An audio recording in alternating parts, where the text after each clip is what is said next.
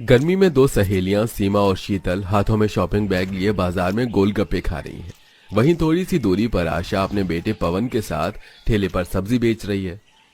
वो सब्जी बेचने वाली को देख रही हो, वो औरत अपने बेटे का रिश्ता लेकर आई थी मेरे घर। मैंने तो अपनी माँ को साफ साफ कह दिया, मैं ऐसे गरीब सब्जी बेचने वाले ससुराल बिल्कुल नहीं जाने वाली। इन गरीबों से अगर मैंने एक एसी लाने को कह दिया ना, तो आने वाली गर्मी में ये लोग मेरे लिए एक एसी तक नहीं ला पाएंगे।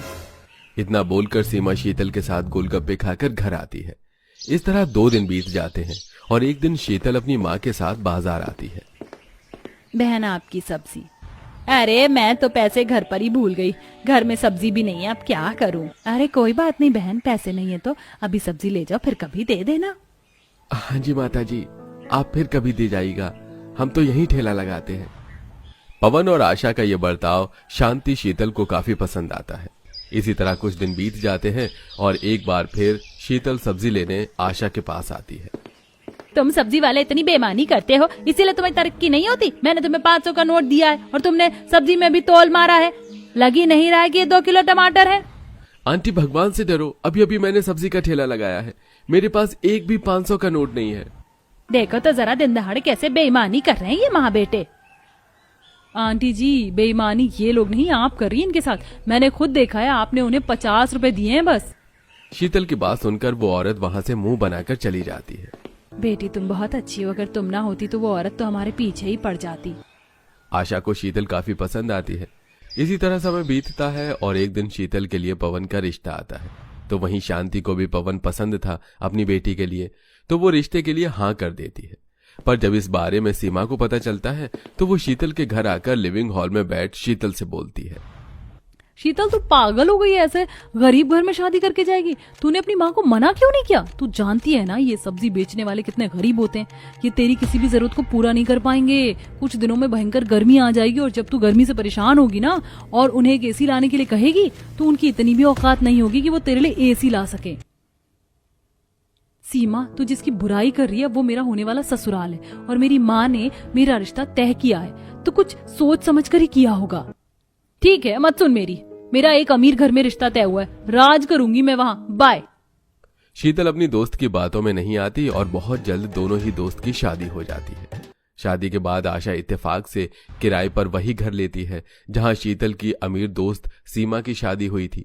समय ऐसे ही गुजरता है और एक दिन घर में आशा बैठकर सब्जियां साफ कर रही थी, तभी मोहल्ले में आइसक्रीम वाला आता है। आइसक्रीम ले लो, आइसक्रीम ले लो। माँ जी, लगता है गली में आइसक्रीम वाला आया, मेरा भी दिल कर रहा है। अरे बहू, तेरा आइसक्रीम खाने का दिल कर रहा था तो तूने मुझे पहले क्यों नहीं बताया? मैं अभी लेकर आती हूँ।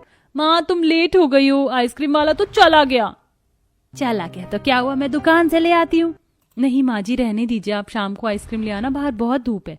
बहू, सब्जी बेच के मैं और पवन रात के 11-12 बजे घर आएंगे, उस वक्त आइसक्रीम नहीं मिली तो इसलिए मैं अभी ले आती हूँ। बिना सोचे समझे आशा धूप में बाहर जाती है और अपनी बहू के लिए आइसक्रीम लेकर आती है। वहीं सीमा अपने ससुराल में फ्रिज से कटोरी में थोड़ी आइसक्रीम निकालकर जैसे ही खाती है, वहां उसकी सास आ जाती है और उसके हाथ से आइसक्रीम छीन उसे सुनाने लगती है। बहू, मैंने ये थोड़ी सी आइसक्रीम अपनी बेटी के लिए रखी है, ना कि तेरे लिए, तो इसे तू चट करने पर लग गई। शोभा सीमा को डांटकर आइसक्रीम फ्रिज में रख देती है। समय यूं ही बीतता है और गर्मी में ऐसे एक दिन घर के बाहर आशा पवन सब्जी का ठेला लिए खड़े थे। वहीं शीतल भी जो बढ़ती गर्मी की वजह से चक्कर खाकर गिर जाती है, पर पवन उसे पकड़ लेता है। अरे अरे शीतल, क्या हुआ तुम्हें?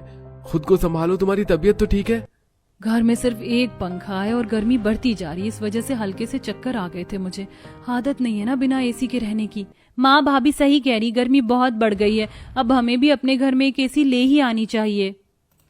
तू सही कह रही है काजल, पवन इस गर्मी में तू एक एसी ले ही आ बेटा। मैं किसी से कुछ पैसे उधार मांग लूंगी और तेरे पास जितने भी पैसे हैं तू उन्हें जोड़ ले। और बहू, आज तेरी तबीयत ठीक नहीं, इसलिए तू सारा दिन आराम करेगी, घर के काम काजल संभाल लेगी।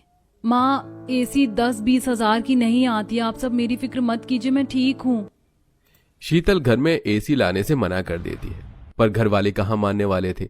पवन अब एक एक पैसा जोड़ने लगता है, तो वहीं काजल भी नौकरी की तलाश करने लगती है। तो वहीं सीमा एसी चलाकर कमरे में आराम कर रही होती है और तभी वहां शोभा आकर एसी बंद कर देती है। देख रही है करिश्मा बेटा, यहाँ तेरी भाभी एसी चलाकर आराम फरमा रही है और तू वहाँ भूख से मर रही है। एसी चलाकर लेटी क्यों है? उठकर मेरी बेटी के लिए खाना बना। माँ जी आज मेरी तबीयत कुछ ठीक नहीं, इसलिए थोड़ी देर एसी चलाकर आराम कर रही थी। ये कैसी तबीयत है जो एसी चलाकर ही ठीक होगी? बहानेबाजी बंद करो और मेरे लिए खाना बनाओ। बीमार होने के बाद भी सीमा के ससुराल वालों को उस पर तरस नहीं आता। समय ऐसे ही बीतता है और इस बीतते समय में पवन और आशा सुबह से देर रात सब्जियां बेचती। यहाँ तक कि कई बार पवन ठेला लेकर जाता तो वहीं आशा सिर पर टोकरियां लेकर गलियों में जाती। वहीं काजल घर में ही बच्चों को ट्यूशन पढ़ाने लगती है और इस तरह से सब पैसे जोड़ते हैं। और एक दिन शीतल सीमा से उसके मिलने घर आती है। अपने दोस्त को देख सीमा एक बार फिर एसी चला देती है और अपने दोस्त के लिए चाय, नमकीन, बिस्किट लेकर आती है। पहली बार तू मेरे घर आई है, जबकि हम दोनों पड़ोस में ही रहते हैं। ये नहीं कि मौका मिलते ही आ जाऊं। हाँ बहू, मौका मिलते ही आ जाओ ताकि ये महारानी एसी चलाकर बैठ सके। इसको कितनी बार मैंने समझाया कि एसी तभी चलेगा जब मेरा बेटा आएगा, पर यह है कि मानती ही नहीं है। इतना बोलकर शोभा एसी बंद कर देती है और वहां से चली जाती है। शोभा का ये बर्ताव देखकर शीतल को बड़ा अजीब लगता है, तो वहीं सीमा की नजरें शर्म से झुक जाती हैं। इसी तरह कुछ दिन और बीत जाते हैं और शीतल के ससुराल वाले कुछ पैसे जोड़ते हैं। ऐसे ही एक दिन शीतल फिर चक्कर खाकर गिर जाती है और काजल डॉक्टर को बुलाकर लाती है, जहां उसे खुशखबरी मिलती है। और तभी आशा और पवन सब्जी बेचकर बची सब्जी की टोकरी लेकर अंदर आते हैं। माँ खुश हो जाओ, बहुत जल्दी तुम दादी बनने वाली हो। बहू तूने तो मुझे दुनिया की सबसे बड़ी खुशखबरी दे दी। पवन, मैंने तुझे एसी लाने के लिए बोला था, क्या हुआ? माँ चिंता मत करो, इस महीने एसी आ जाएगा। शीतल की प्रेगनेंसी से पूरा परिवार काफी खुश होता है। और एक दिन जब शीतल सब्जियां बैठकर साफ कर रही थी तो उसकी अचानक तबीयत खराब हो जाती है। उसे बार बार उल्टी होती है और चक्कर आने लगते हैं। जैसे वो बैठती है फिर से सब्जी साफ करने, काजल कहती है, भाभी आप नींबू पानी पी लो। नहीं काजल, सब्जी ठीक करनी है, माँ जी को सब्जी बेचने बाजार भी तो जाना है। नहीं बहू, तुझे बीमार छोड़कर मैं बाहर नहीं जा सकती। ये पवन का बच्चा कहाँ रह गया? मैंने उसे बोला था कि आज के आज एसी लेकर आए। मैंने उसे अपनी दोस्त से कुछ पैसे उधार लाकर भी दे दिए, फिर क्यों नहीं आया वो अब तक? आशा बात कर ही रही होती है कि तभी पवन एसी वाले के साथ एसी लेकर आता है। कुछ देर में उसके घर में भी एसी लग जाती है और पूरा परिवार एसी में बैठता है। माँ, तुम्हारी बहू के लिए मैंने एसी लगवा दिया है। 50,000 रुपए दे दिए हैं। हम सब ने जो मेहनत की थी और उधार लेकर जो पैसे जमा हुए थे, बाकी किश्त बन गई है। और शीतल, अब तुम एसी में ही बैठी रहना, कोई जरूरत नहीं है गर्मी में बाहर आने की। और अगर ठंड लगे तो एसी बंद कर देना। माँ, मैंने सब्जी ठेले पर रख दिया, आप और भैया बाजार चले जाओ, मैं भाभी का ख्याल रखूंगी। इस तरह पवन और आशा सब्जी का ठेला लेकर सब्जी बेचने जाते हैं। तो वहीं काजल अपनी भाभी का ख्याल रखती है। तो वहीं दूसरी तरफ दिवाकर घर आता है और एसी चलाता है। पर तभी उसके दोस्त का फोन आता है और वो एसी चालू छोड़कर अपने दोस्त के घर चला जाता है। और घर में एसी चलता देख शोभा अपनी बहू पर भड़कने लगती है। बिना एसी चलाए तुझे सांस नहीं आती है ना? कितनी बार तुझे बोला है एसी तभी चलेगी जब मेरा बेटा घर में आएगा। हर वक्त एसी चलाकर बैठ जाती है। एसी का बिल क्या तेरा बाप भरेगा? माँ जी, मैंने एसी नहीं चलाया, आपके बेटे ने ही चलाया था। रोती सीमा वहां से चली जाती है। तो वहीं सब्जियां बेचकर आशा अपने बेटे के घर आती है और पूरा परिवार एसी में बैठकर खाना खाता है। समय ऐसे ही गुजरता है और 2 महीने बीत जाते हैं। फिर एक दिन जब गरीब आशा अपने बेटे के साथ सब्जियां बेचने जा रही होती है तो शोभा उन्हें देख ताने कसती है। मेरे घर में एसी लगा देख, अब गरीब सब्जी बेचने वाले भी अपने घर में एसी लगाने लगे। 1 महीने जब बिल भरेंगे ना तो सारा शौक खत्म हो जाएगा। आंटी, आप हमारे बिल की चिंता मत कीजिए, मुझे भी नौकरी मिल गई है। जैसे हमारा घर चल रहा था वैसे ही घर चलेगा। और रही बिजली की बात, तो बिजली का बिल तो मैं भी भर सकती हूँ। काजल की बात सुनकर शोभा घर में चली जाती है।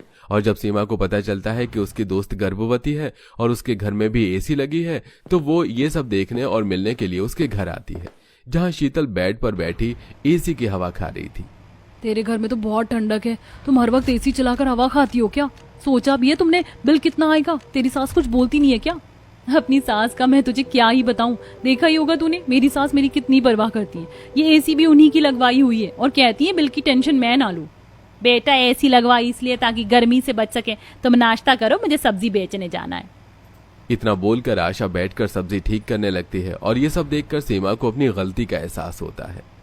आंटी जी, शीतल, आप दोनों मुझे माफ कर दो। काश कि मैंने रिश्ता ना ठुकराया होता तो मैं इस घर की बहू होती। और आज जो शीतल जिंदगी जी रही है वो जिंदगी मैं जीती, पर अपने लालच और घमंड के चक्कर में मैंने अपने पैरों पर कुल्हाड़ी मार ली। शीतल, तुम बहुत किस्मत वाली हो जो तुम्हें इतना अच्छा घर मिला। उस दिन शीतल के घर जाकर आशा का बर्ताव और गरीब सब्जी बेचने वाले के घर एसी देखकर सीमा को एहसास होता है कि उसने ये रिश्ता ठुकराकर कितनी बड़ी गलती की थी। नई नवेली सोनिया सुबह सुबह अपने ससुराल के गार्डन में गमले में पानी डाल रही होती है। तभी उसे देख उसकी गरीब सहेली कहती है, अरे तुम भी शादी करके यहीं आई हो, शादी की बहुत बहुत शुभकामनाएं सोनिया तुम्हें। नहीं तो तुम मेरे घर के सामने? अच्छा माँ जी, जिस लड़की की शादी की बात कर रही थी वो तुम ही हो। अरे सोनिया तू ये सब छोड़, मुझे बहुत खुशी है कि हम दोनों सहेलियां शादी करके आमने सामने रह रही है। आज तो तेरी पहली रसोई होगी ना? मेरी भी है क्योंकि। हाँ तो मुझे बताने की जरूरत नहीं है कि तेरी भी पहली रसोई है। वैसे भी अभी मुझे अपनी पहली रसोई का खाना बनाना है। और हाँ, मुझसे सहेली वहेली का नाता जोड़ने की कोशिश मत कर। कहाँ तू पहले भी गरीब थी और आज भी गरीब ससुराल में रह रही है, लेकिन मैं और भी ज्यादा अमीर ससुराल में रहने आई हूँ। और पता है मेरे ससुराल के कोने कोने में एसी लगा हुआ है, यहाँ तक कि रसोई में भी। मैं आराम से अपनी पहली रसोई का खाना बनाऊंगी। अच्छी बात है कि तेरे पूरे घर में एसी लगा हुआ है। सो सैड, तुम्हारे घर में तो एसी भी नहीं होगा। अच्छा अब मैं चलती हूँ, मुझे लेट हो रहा है। इतरा कर सोनिया वहां से चली जाती है। तभी नीतू की सास गायत्री चूल्हा और सारे बर्तन घर के बराबर में जो आम का बगीचा होता है वहां आम के पेड़ के नीचे रखकर छोटी सी रसोई तैयार कर देती है। माँ जी आपने रसोई बाहर क्यों निकाल दी? अरे बहू, मैं वहाँ अंदर खाना बना बनाकर पसीने में तर हो जाती हूँ। मैं नहीं चाहती तू भी गर्मी में खाना बनाकर अंदर परेशान हो, इसीलिए मैंने इस आम के पेड़ के नीचे बना दिया है। आम के पेड़ की ठंडी छांव में तू आराम से पहली रसोई करना। अरे हाँ माँ जी, ये तो बहुत अच्छी तरकीब है। अब मैं खाना बनाना शुरू करती हूँ।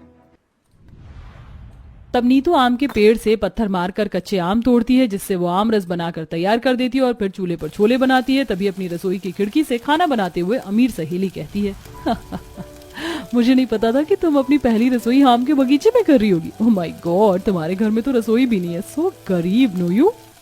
ऐसी बात नहीं है, लेकिन माँ जी ने मेरी फिक्र करते हुए रसोई बाहर कर दी। आम के पेड़ के नीचे खाना बनाने में कोई गर्मी नहीं लगती, यहाँ ठंडक रहती है। अच्छा, मेरी रसोई में तो एसी लगी हुई है और तुम्हारे यहाँ नेचर वाली एसी लगी है, जिससे धूप निकलने पर बाद में भयंकर गर्मी भी लगेगी। वैसे मेरा खाना बन गया है तो अब मैं चलती हूँ। बातों बातों में सोनिया खाने में नमक ही नहीं डालती और अपने ससुराल वालों को ऐसे ही परोस देती है। बिना नमक का खाना खाकर ससुराल वालों का मुंह बन जाता है। ओहो, ये कैसा खाना बनाया है सोनिया? तुम आंखें बंद करके खाना बना रही थी क्या? और क्या बहू, इसमें एक चुटकी नमक नहीं है। बिना नमक का खाना कौन खाता है? ये बहू भी ना सुनाने वाले काम करती है। अरे दोनों ने तो मुंह ऐसे बना लिया जैसे कि बहू ने करेले लाकर रख दिया हो सामने। अरे नमक ही तो कम है, भूल गई होगी बेचारी, खा लीजिए। सॉरी आप सबको, मैं नमक डाल देती हूँ। तब सोनिया खाने में नमक डालकर सबको खिला देती है।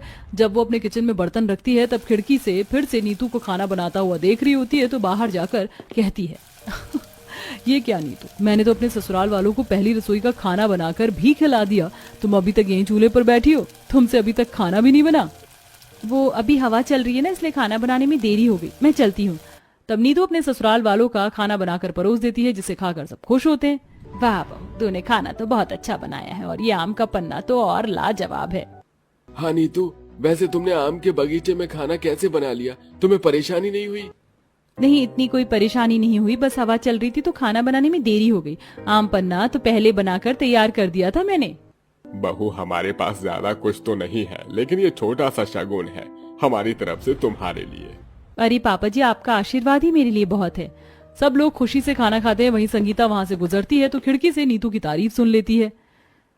बताओ, बहू ने देर लगाकर भी खुली रसोई में आम के बगीचे में अच्छा खाना बना दिया। कितनी तारीफ हो रही है उसकी। और एक मेरी बहू को देखो, पहली रसोई भी ठीक से नहीं निभाई।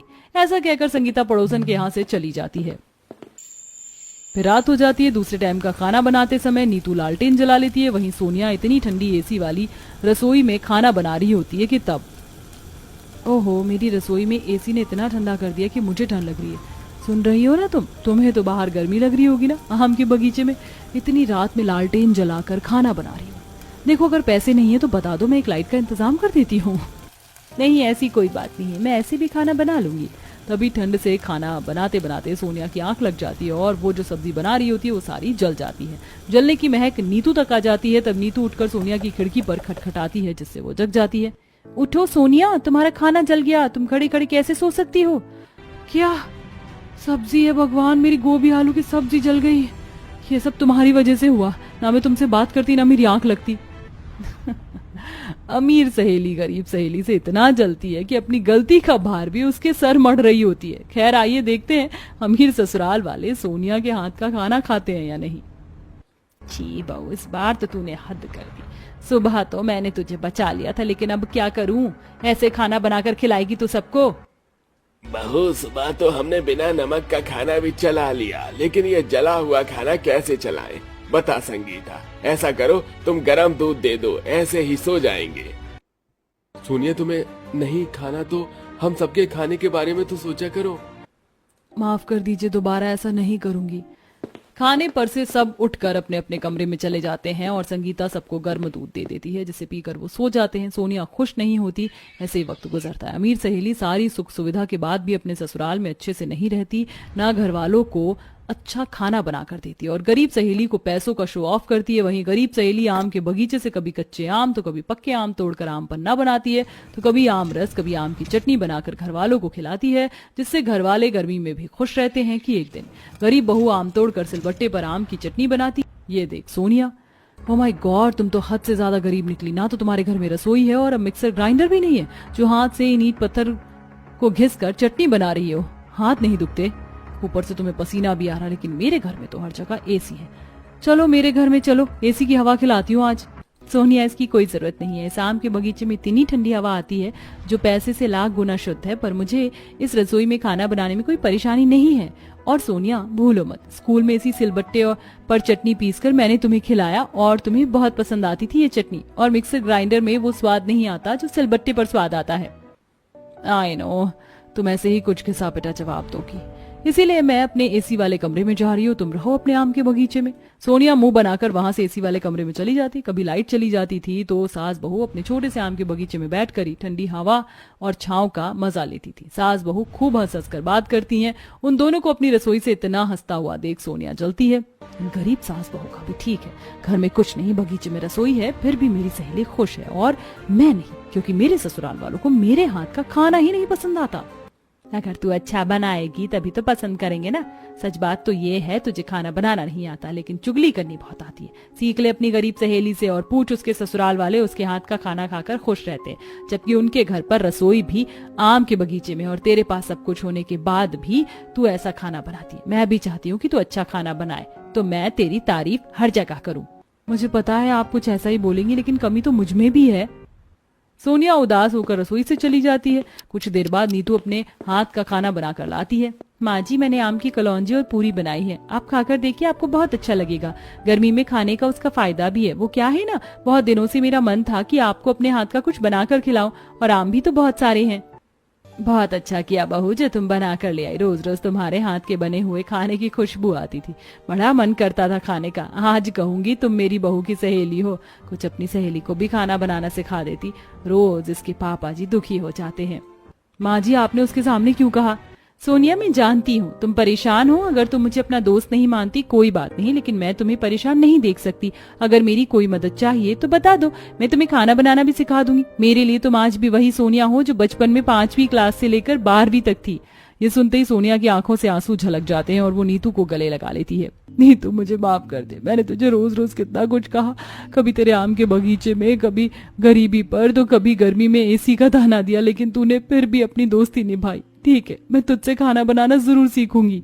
ये सुन सास को भी खुशी मिलती है और फिर सभी नीतू के बनाए हुए खाने को भी खाते हैं और सोनिया भी अपनी सहेली से खाना बनाना सीखती। और खाना बनाने के बाद जब वह अपने ससुराल में खाना बनाती है तो उसे बहुत तारीफ मिलती है और सब खुशी खुशी रहने लगते हैं।